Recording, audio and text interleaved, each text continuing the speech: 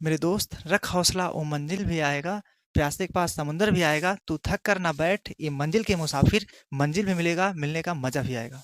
जय हिंद दोस्तों। देखिए दोस्तों, आज हम क्लास 12 का मोस्ट इंपोर्टेंट चैप्टर 1 का जो है निबंध कराने वाले हैं। ठीक है, बहुत इंपॉर्टेंट है, आपको समझ में आएगा, ऐसा एग्जाम में आता ही आता है। तो यहाँ पे क्या कह रहा है, देखिए, Coulomb's law of electrostatic force. ठीक है, ये क्या होता है? ठीक है, इसको बोलते हैं हिंदी में गुलाम का स्थिर विद्युत बल का नियम। ठीक है एवरीवन, तो चलिए हम इसको समझते हैं। ठीक है, तो देखिएगा, बहुत अच्छे से समझ में आएगा। ठीक है, तो इसका डिफिनेशन क्या होगा? जब एक आवेश को दूसरे आवेश के पास रखा जाता है, जब एक आवेश को दूसरे आवेश के पास रखा जाता है, तो उनके माध्य आकर्षण या प्रतिकर्षण बल कार्य करता है, जिसे स्थिर विद्युत बल या कूलॉम बल कहते हैं। ठीक है, तो इसको मैं लिख भी दे रहा हूं। ठीक है,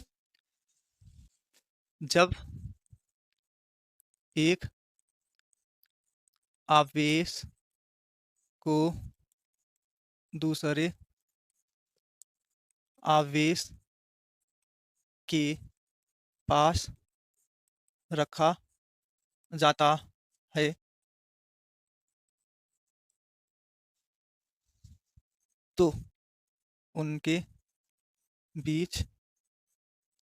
है, तो उनके बीच आकर्षण या प्रतिकर्षण प्रतिकर्षण बल कार्य करता है।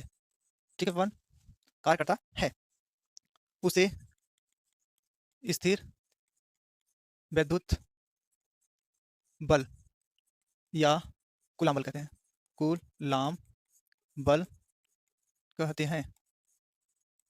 ठीक है, ये आपका डिफिनेशन हो गया। जब एक आवेश को दूसरे आवेश के पास रखा जाता है, तो उनके बीच आकर्षण या प्रतिकर्षण बल कार्य करता है, उसे हम स्थिर विद्युत बल या कूलॉम बल कहते हैं। ठीक है वन, आई होप आपको बहुत अच्छे से समझ में आ गया। अब इसके आगे देखते हैं, इसको और छोटा कर देता हूँ।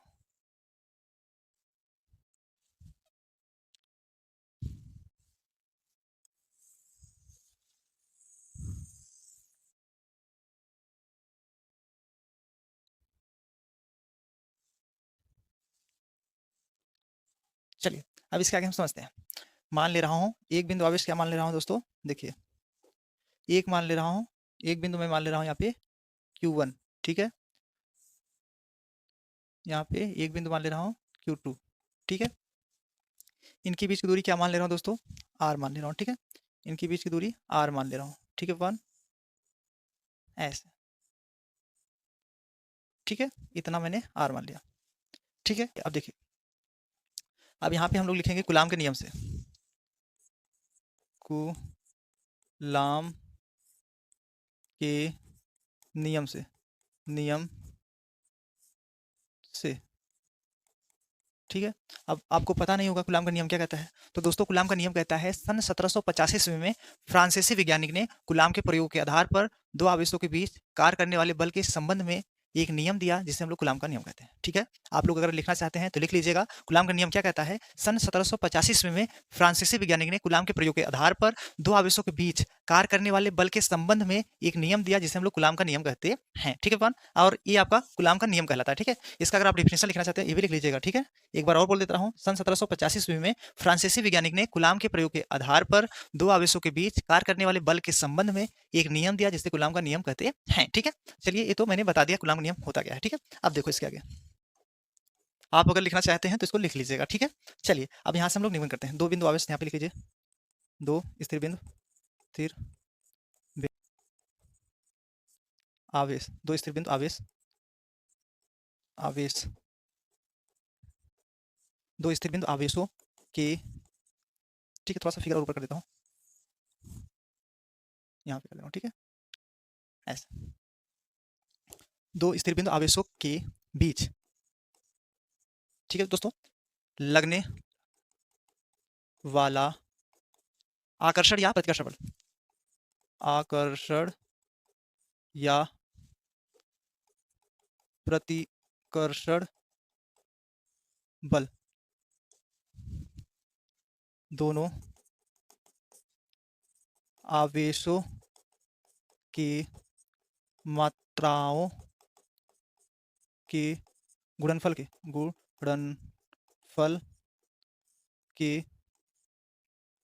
अनुक्रमानुपाती होता है, अनुक्रमानुपाती होता है। होता है, ठीक है, तथा उनके बीच की उनके बीच की दूरी के वर्ग के व्युत्क्रमानुपाती होता है, ठीक है, के वर्ग के व्युत्क्रमानुपाती होता है, व्युत्क्रमानुपाती होता है, ठीक है, व्युत्क्रमानुपाती होता है, ठीक है। ये आपका मेन डिफिनेशन हो गया है। इसी से हम लोग निबंध करेंगे, इतना आपको याद करना पड़ेगा। दो स्थिर बिंदु आवेशों के बीच लगने वाला आकर्षण या प्रतिकर्षण बल दोनों आवेशों के मात्राओं के गुणनफल के अनुपाती होता है तथा उनके बीच की दूरी के वर्ग के व्युत्क्रमानुपाती होता है। इनके बीच की दूरी जो r है, इनके बीच की दूरी के वर्ग के व्युत्क्रमानुपाती होता है, ठीक है। इसको आप लोग नोट करना पड़ेगा, ठीक है। इसको थोड़ा सा और मैं छोटा कर देता हूँ। चलिए, इसको भी मैं छोटा सा थोड़ा कर लेता हूँ। चलिए, ठीक है, आप देखो।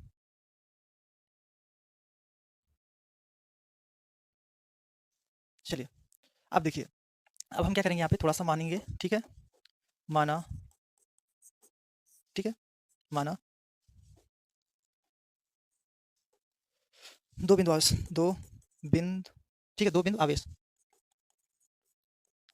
आवेश आवेश Q1 यहाँ पे Q1 व Q2 एक दूसरे से, दो बिंदु आवेश एक दूसरे से r दूरी पर स्थित है, स्थित है। दो बिंदु आवेश Q1 व Q2 एक दूसरे से r दूरी पर स्थित है, तो इनके माध्य, ठीक है, तो इनके बीच, तो इनके बीच लगने लगने वाले बल कैपिटल F, ठीक है,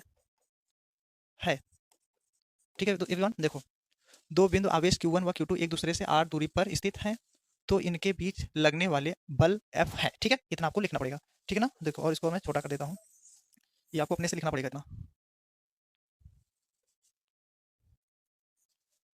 ठीक है। अब देखो, अब यहाँ देखना, मैंने क्या बताया, दो स्थिर बिंदु आवेशों के बीच लगने वाला आकर्षण या प्रतिकर्षण बल दोनों आवेशों की मात्राओं के गुणनफल के अनुपाती होता है तथा उनके बीच की दूरी के वर्ग के व्युत्क्रमानुपाती होता है।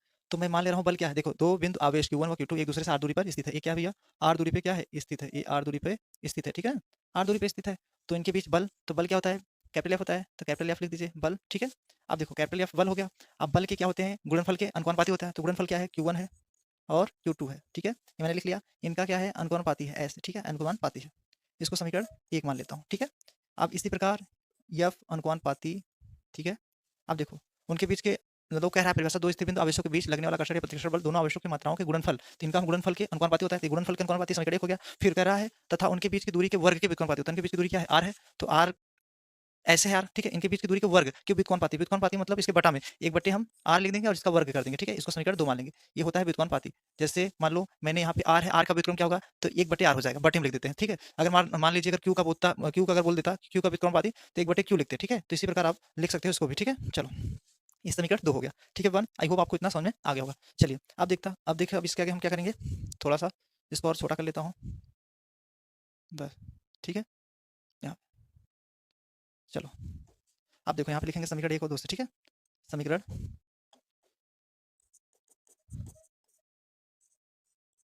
1 व 2 का गुणा करने पर, गुणा करने पर, ठीक है, गुणा करेंगे। तब जब गुणा करोगे तो क्या हो जाएगा, थोड़ा समझिएगा, ठीक है।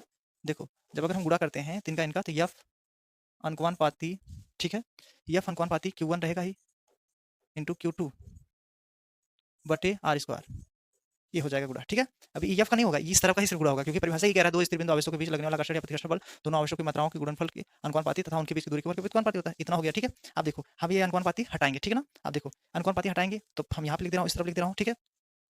इसको थोड़ा सा और इधर चेंज कर दे रहा हूँ, इधर, हाँ ऐसे, ठीक है, हाँ यहाँ, ठीक है। चलिए, ये और बड़ा कर देता हूँ ताकि दिखाई दे आपको।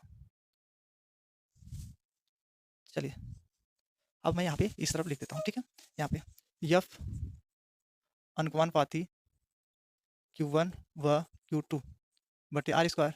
अगर हम अनुपाती हटाते हैं ये वाला, तो क्या आ जाएगा, K नियतांक आ जाएगा, ठीक है। क्या आ जाएगा बेटा, K नियतांक आ जाएगा, ठीक है। बराबर के एक नियतांक आ जाएगा, यहाँ पे Q1 इंटू Q2 रहेगा, ठीक है। ये 1 है और ये 2 है, बटे आर स्क्वायर रहने दीजिए। अब देखो F बराबर के क्या है, अनुपाती नियतांक है, के का मान क्या होता है 1/4 पाई एप्सिलॉन मान होता है इसका, ठीक है। और यहाँ पे Q1 व Q2, ठीक है, बटे आर स्क्वायर। ये आपका निगमन हो गया है, ठीक है। बट अभी हमें और अगर लिखना चाहो तो इसी को हम निगमन बना देंगे, ठीक है। तो मतलब ये आपका निगमन हो गया, ठीक है। इसका मात्रा क्या है, न्यूटन है, न्यूटन, ठीक है। बट इसको अगर हम और बढ़ाना चाहें तो यह बराबर 9 गुणे 10⁻9, ठीक है, इंटू Q1 व Q2 बटे आर स्क्वायर, ये हम लोग लिखेंगे, ठीक है।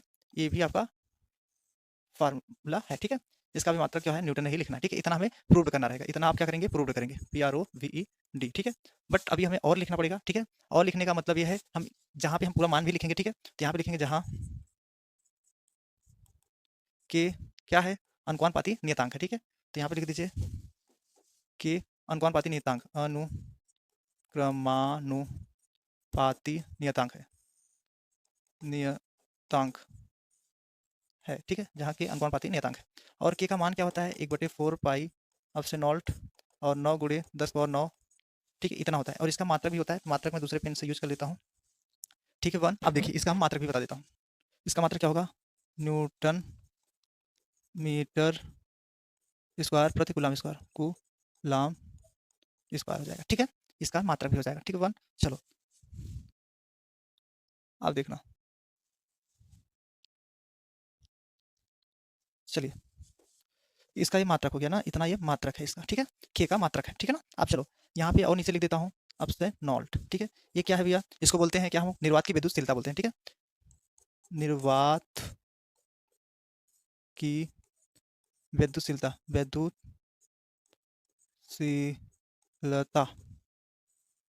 निर्वात की विद्युतशीलता, ठीक है। ये आपसे नॉल्ट होता है दोस्तों, निर्वात की विद्युतशीलता होता है, ठीक है। चलिए अब देखिए इसका मान भी होता है, अब से नॉल्ट का मान होता है 8.85, 4 भी लिखते हैं इसको, ठीक है, गुणे 10⁻12। और इसका मात्रक भी लिख लीजिएगा आप लोग, ठीक है 1। मात्रक क्या हो जाएगा, कूलम स्क्वायर प्रति न्यूटन मीटर स्क्वायर, मतलब इसका ये मात्रक है, ठीक है। अब इसका बीमा भी हम लोग लिखेंगे, ठीक है। चलो इसका बीमा लिख लीजिए, अब से नॉल्ट का बीमा, कभी कभी बीमा पूछ लेता है, तो बीमा क्या हो जाएगा, ठीक है। तो यहाँ पे बीमा लिख लीजिए, चलो देखो यम पावर -1, यल की पावर -3, ठीक है 1, और टी की पावर 4, ए की पावर 2, ठीक है। तो इसका ये बीमा है, ठीक है। तो आप लोग बीमा भी लिख लीजिए क्योंकि बीमा भी पूछ लेता है, ठीक है। इतना आप लोग जाके अच्छे से लिखेंगे तो आपका 6 नंबर पक्का ही हो जाएगा, ठीक है। तो इतना आपको प्रूव करना रहेगा, ठीक है दोस्तों, इतना आप लिखेंगे तब जाके आपको जो है एग्जाम में 6 नंबर का पक्का हो जाएगा, ठीक है। और इससे तो आपको एग्जाम में क्वेश्चन बनता ही बनता है, ठीक है। तो आपको कूलम के नियम से फार्मूला जो है बहुविकल्पी प्रश्न बना सकते हैं और आपके एग्जाम में पूछ भी सकता है इस पे क्वेश्चन या डेरिवेशन, ठीक है। तो आई होप आपको बहुत अच्छे समझ में आ गया होगा, इसका आप लोग अच्छे से स्क्रीनशॉट ले लीजिए, मैं इसको बड़ा कर देता हूँ, ठीक है। तो दोस्तों फाइनली ये कंप्लीट हो चुका है, तो कैसा लगा आप लोग कमेंट करके जरूर बताइएगा, इसका स्क्रीनशॉट ले लीजिएगा, ठीक है। तो ले लीजिए फटाक से स्क्रीनशॉट। आई होप आपको बहुत अच्छे समझ में आ गया होगा दोस्तों। तो दोस्तों कैसा लगा वीडियो आप कमेंट करके जरूर बताइएगा। अगर आपको वीडियो अच्छा लगा तो प्लीज़ आप नए होंगे तो चैनल को सब्सक्राइब कर लीजिएगा, बेल आइकन को प्रेस कर लीजिएगा ताकि ऐसा वीडियो मिले बने तो आपके पास बहुत जल्दी पहुंच जाए, ठीक है। तो मिलते हैं दोस्तों फाइनली अगली वीडियो में। जय हिंद, वंदे मातरम।